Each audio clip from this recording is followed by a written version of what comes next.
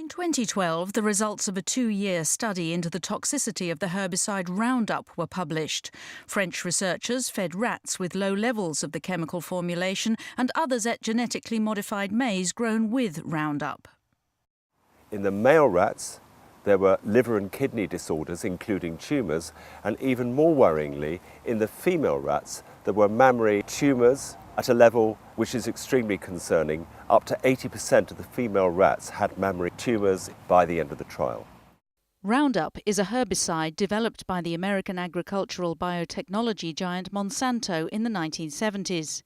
It's now the most widely used herbicide in the world, sprayed onto fields to kill weeds through its active ingredient glyphosate.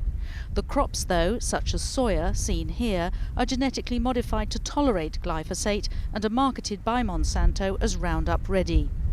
Very few GM crops are grown in the EU, but millions of tons of GM soya are imported every year for animal feed.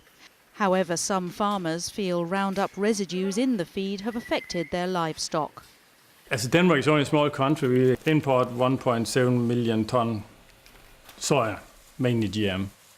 For a number of years, found that we had many deformities born as deformed piglets. And we had 23 in the last 1.5 years.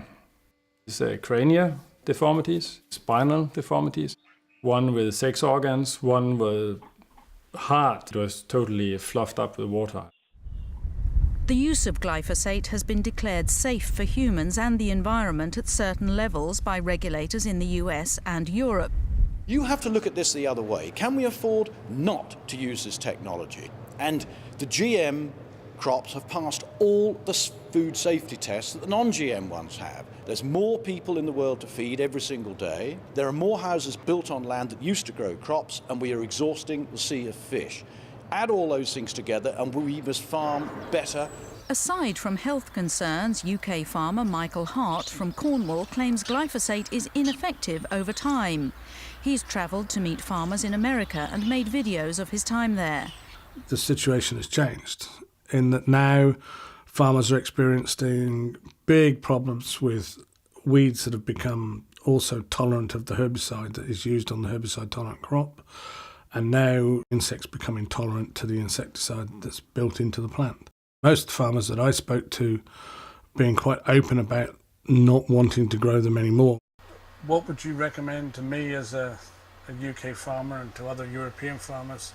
Should we go down the route of genetically modified crops, or is it something you think we should avoid doing?